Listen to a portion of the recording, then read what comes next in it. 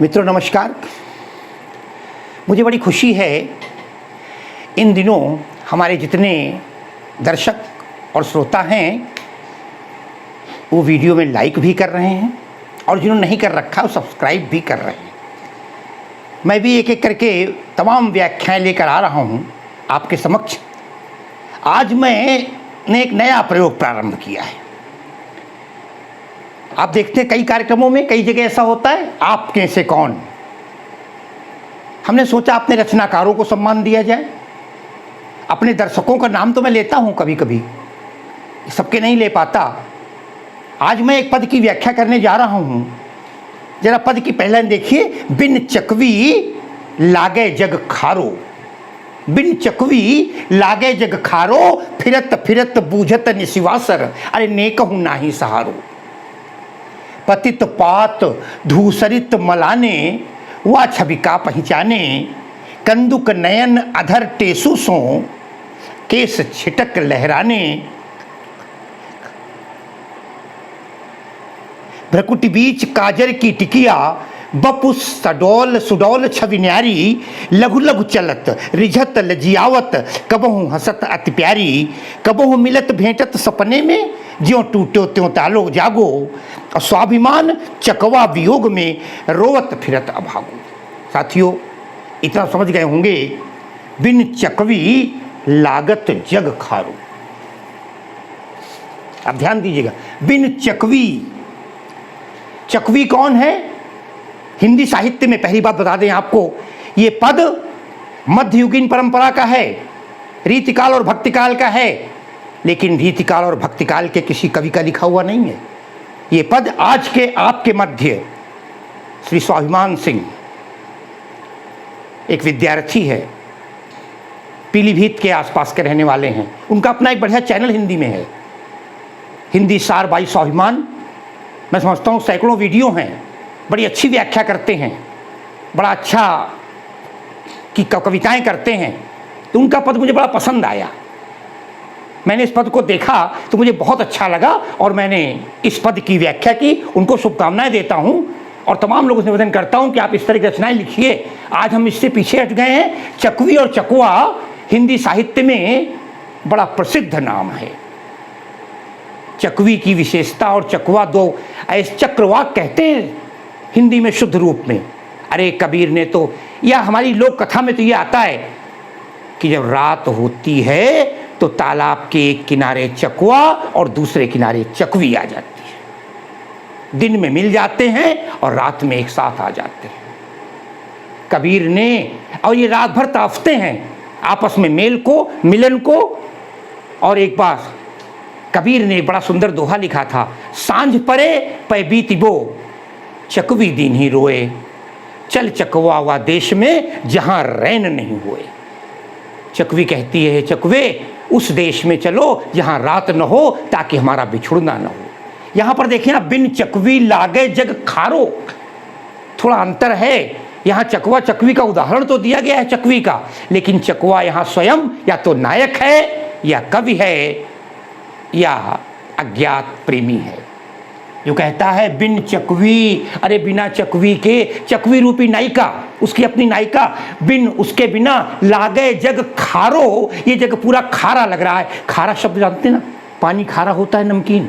खारा क्यों लग रहा है? नमकीन लग रहा है क्या? नमकीन का मतलब, यहाँ खारे का मतलब ये, खारे पानी से प्यास नहीं बुझती है, आदमी तड़फता रहता है। स्वयं रहीम ने लिखा है कि जब इतना बड़ा संसार है, धन रहीम जल पंख को लघु जी पियत अघाए, अरे उदधि बड़ाई कौन है, जगत प्यासो जाए। समुद्र की बड़ाई क्या की जाए कि उसमें खारा पानी है। किसी आज उसको अपनी जीवन खारा लग रहा है, नीरस लग रहा है जीवन, बेकार लग रहा है जीवन, मन नहीं लग रहा है किसी काम में, निरंतर क्षीण होता जा रहा है। नायिका है नहीं, नायिका पास में नहीं है, नायिका कहीं चली गई है। क्या स्थिति है? आगे विलुप्त हुई है। क्या स्थिति है? आगे देखते हैं। बिन चकवी लागे जग खारो, अरे फिरत फिरत बूझत निसिवासर। फिरत फिरत घूम रहा है, बराबर ढूंढ रहा है इधर उधर, फिरत फिरत बूझत और पूछता हुआ फिर रहा है। निसिवासर रात दिन फिरत फिरत बूझत निशिवासर, क्या नए को ना ही सहारो, किसी का सहारा नहीं है। जब कष्ट आता है तो कोई सहारा नहीं देता है, किसी का पता नहीं चल रहा है, कोई बताने वाला नहीं है, उसकी नायिका मिल नहीं रही है। कहता है बिन चकवी लागत जग खारो। साथियों, यही तो राम की हाल थी।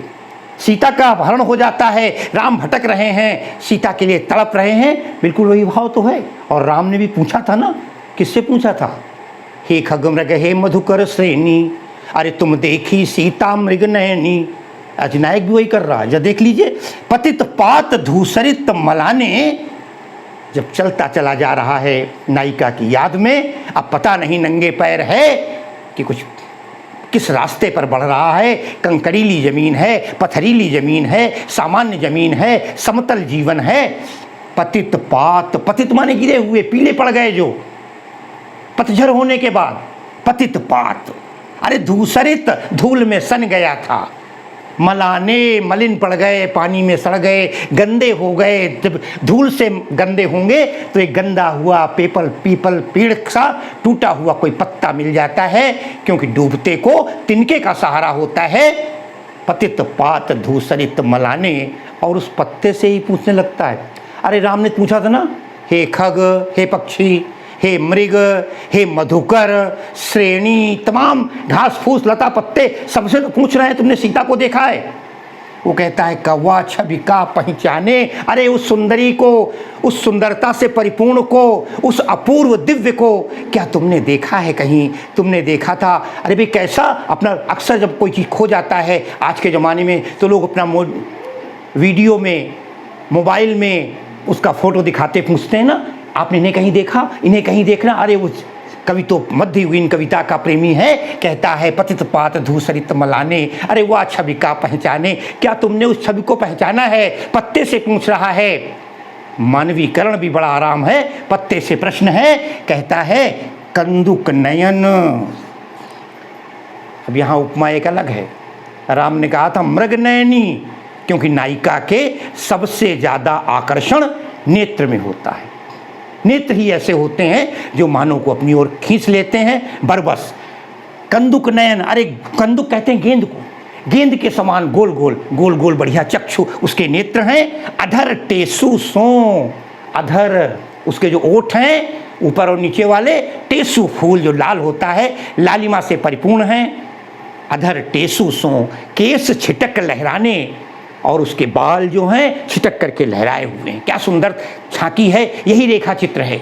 जब हम कोई कविता बनाएं या पढ़ें और सामने एक चित्र उपस्थित हो जाए, आइए एक दो बातें आपको बता देते हैं। सबसे पहली बात तो ये कि ये पद शैली है छात्रों, पद शैली, क्योंकि पद में लिखा गया है। भाषा भी ब्रज भाषा कह सकते हैं आप। अवधि के भी दो चार शब्द मुझे दिखाई पड़ रहे हैं, ब्रज भाषा है। हालांकि एक आध जगह खड़ी बोली के शब्द भी आ गए हैं, शिवासर वगैरह, क्योंकि वहाँ सा, मैं चाहता था इसे वो सा बना दी जाए, क्योंकि श कभी ब्रज भाषा में अवधि में नहीं होती। ब्रज भाषा है, पद शैली है। अब आइए अलंकार देख लेते हैं बड़े अच्छे। फिरत फिरत, अरे यहाँ पुनरुक्ति प्रकाश अलंकार हो जाएगा। बिन चकवी लागे जग खारो, यहाँ पुनरुक्ति प्रकाश वियोग श्रृंगार हो जाएगा। माधुर्य गुण होगा।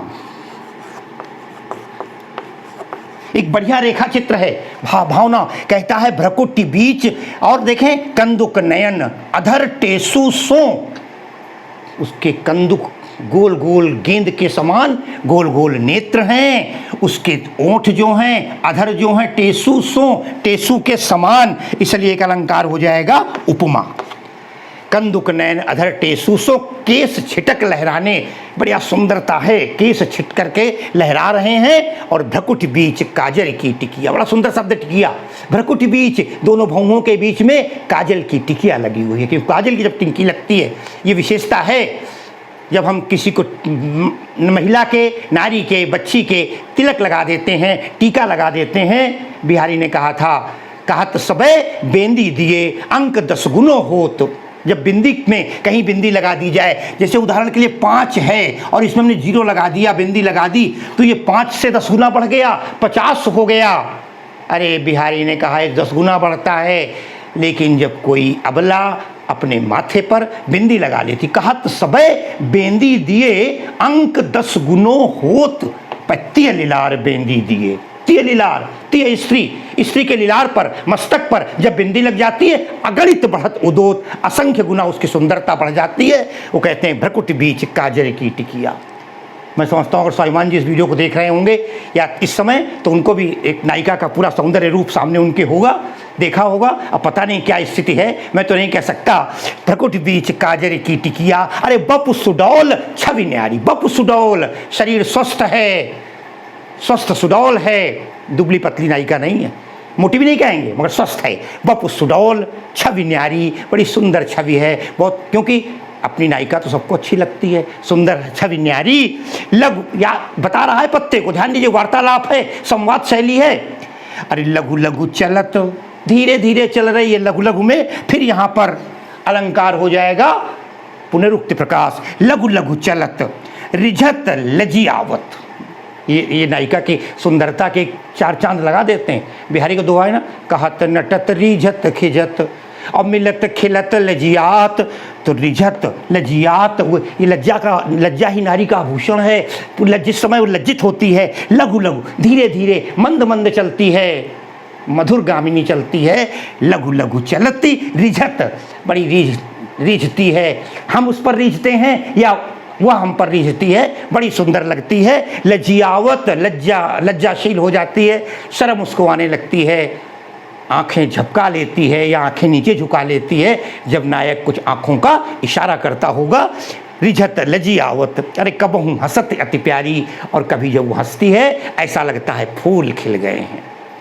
अपनी नायिका की याद करता हुआ, है ना।